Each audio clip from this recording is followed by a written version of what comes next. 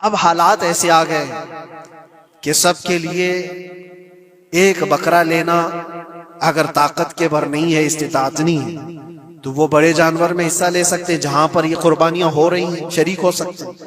कुछ लोगों ने ये प्रोपेगेंडा भी फैलाया है हमारे दरमियान में से कि बड़े की कुर्बानियां जो होती हैं, इज्तिमाई कुर्बानियां, ये जायज नहीं है, आदमी को अपनी कुर्बानी के वक्त सामने होना जरूरी है। ऐसी बातें फैलाई गई हैं। मैं आपको हदीस पाक सुनाता हूं। अल्लाह के नबी सल्लल्लाहु तआला अलैहि वसल्लम ने इरशाद फरमाया हजरत फातिमा से, कहा है फातिमा अपनी कुर्बानी के वक्त सामने रहो, कुर्बानी के खून का कतरा जमीन पर गिरने से पहले अल्लाह ताला तुम्हारे पिछले सारे गुनाह माफ फरमाएगा। हदीस पाक है। लेकिन साथ में दूसरी हदीस ये भी है, नबी पाक सल्लल्लाहु तआला अलैहि वसल्लम ने अपनी कुर्बानी का वकील हजरत अली को बनाया था कि अपनी नियाबत दे दी कि मेरी तरफ से तुम कुर्बानी करो। इस तरह से जो मुसलमान इस्तिताअत नहीं रखता खुद करने की, वो अपनी जानिब से किसी दूसरे को वकील बना सकता है। शरअन जायज है, किसी को भी वकालत दी जा सकती, नियाबत दी जा सकती है, मेरे तरफ से तुम कुर्बानी करो। जैसे कि घर में कोई औरत मालिक निसाब है, अगर यह हुक्म होता कि औरत खुद जाकर के करे तो कहां से करती? औरत किसी को वकील बना सकती है, अपने शोहर को कह दी या किसी को दे दिया पैसे कि मेरी जानिब से तुम कुर्बानी करो। यह जायज है बिल्कुल। जिन लोगों ने यह प्रोपेगेंडा फैलाया है हमारे दरमियान में कि कुर्बानियां नहीं होती, वो जाहिल लोग हैं, पढ़े लिखे लोग नहीं। शरई मसाइल को जाने बगैर इस तरह की बातें अवामुल नास में, अवामुल मुस्लिमीन में फैलाना ये गुनाह है। हाँ, इस बात को याद रखें, जो वकील है कुर्बानी का उसके ऊपर जिम्मेदारी है कि वो जितने लोगों की कुर्बानी कर रहा है जानवर शरीयत के मुताबिक का ले, ऐबदार जानवर की कुर्बानी ना करे। लागर हो, कमजोर हो, सींग टूटा हुआ हो, कान कटा हुआ हो, पैर कटा हुआ हो, दुम कटी हुई हो, या इतना कमजोर के चल नहीं सकता, खड़ा नहीं हो सकता, ऐसा ऐबदार जानवर ना ले। ये वकील की जिम्मेदारी है जो सबकी तरफ से कुर्बानी कर रहा है। और दूसरी चीज, ऐब किसको कहते हैं? ऐब किसको? कान में अगर सुराख है तो वो मकरू है, लेकिन कुर्बानी है उसकी।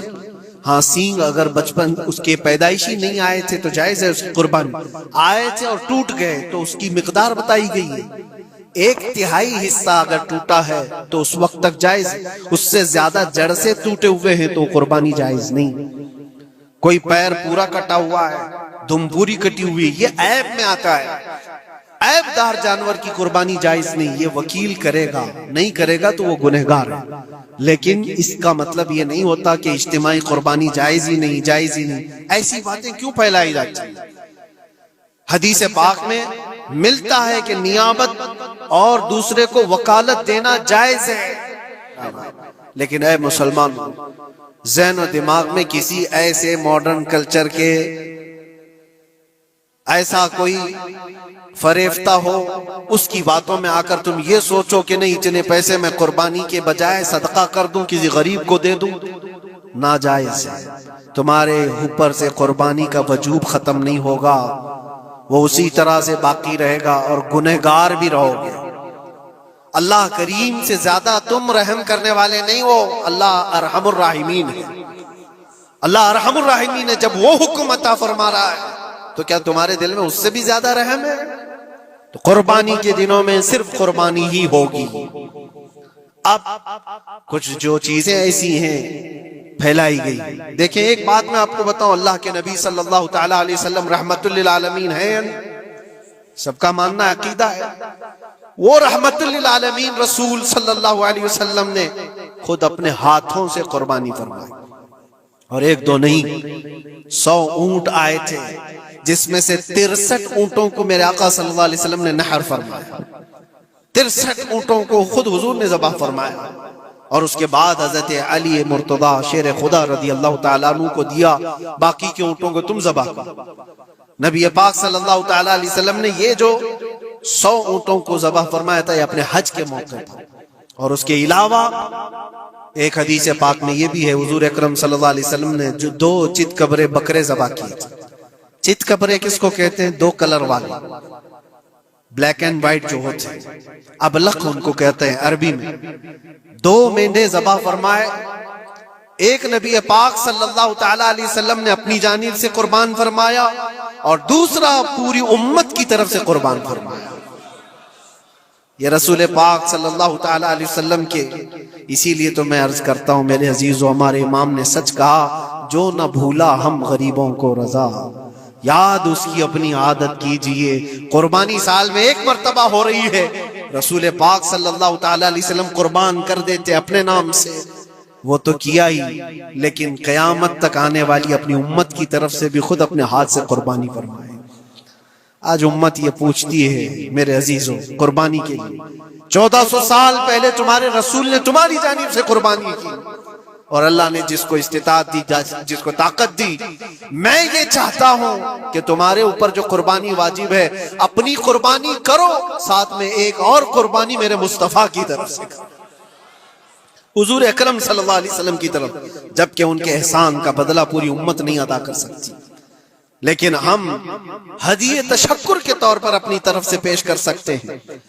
और कुछ लोगों ने ये समझ रखा है, एक बकरा लेकर के आते हैं, पूरे घर वालों की तरफ से कुर्बानी, एक बकरा पूरे घर वालों की तरफ से कुर्बानी। मेरे अजीजों, बकरा एक आदमी की तरफ से ही कुर्बान होगा जो माली के निसाब है।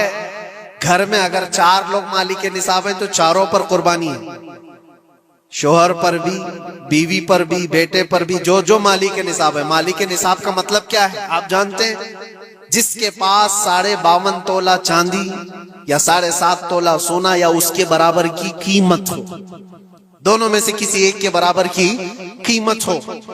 इस जमाने में आप कैलकुलेट कर लो 52.5 तोला चांदी की कीमत क्या हो सकती है। उतनी अगर तुम्हारे पास रकम है, उतनी मालियत है तुम्हारे पास, तो तुम मालिक के निसाब हो और तुम्हारे ऊपर कुर्बानी वाजिब है।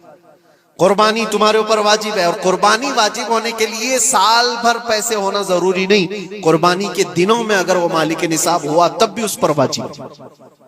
ज़कात का हुक्म अलग है, कुर्बानी का हुक्म अलग है। और पूरे घर की तरफ से एक बकरा कुर्बान किया तो किसी का भी नहीं हुआ। अगर 4 लोग घर में रहते थे और चारों की तरफ से एक बकरा ज़बा किया और चारों का नाम लिया गया है, तो किसी के नाम से कुर्बानी नहीं हुई, क्योंकि पर्टिकुलर एक ही की तरफ से कुर्बानी हो सकती है। हाँ, बड़े जानवर में 7 हिस्से हो सकते हैं, वो ऊंट हुआ या बैल भैंस, ये जो बड़े जानवर हैं, इन जानवरों में 7 हिस्से हो सकते हैं और उनमें शरीक होना जायज है। लेकिन 7 लोग जो शरीक हो रहे हैं उनके लिए भी शर्त है, कोई एक बंदा भी उसमें गलत अकीदे वाला भी ना हो और गोश्त की नीयत से शरीक ना हुआ हो, बल्कि सब कुर्बानी की नीयत से आए हों, तो सबकी। अस्सलामु अलैकुम वरहमतुल्लाहि वबरकातुहू। नाज़रीन किराम, अभी आपने हज़रत मुफ्ती सलमान अज़हरी साहब के पूरे बयान को सुना और मुकम्मल बयान को कि कुर्बानी के वाक़यात अभी आपने समाअत फरमाया कि कुर्बानी किस तरीके से करना चाहिए, कुर्बानी कैसे करना चाहिए। अगर कोई कर्ज़दार है, यानी कि बहुत सारा कर्ज़ ले रखा है और न तो उसके पास कोई सोना है न कोई चांदी है और कर्ज़े में डूबा हुआ है, और फिर अगर वो कर्ज़ लेकर दोबारा कर्ज़ लेकर कुर्बानी करता है, तो मेरे भाइयों, मेरे हिसाब से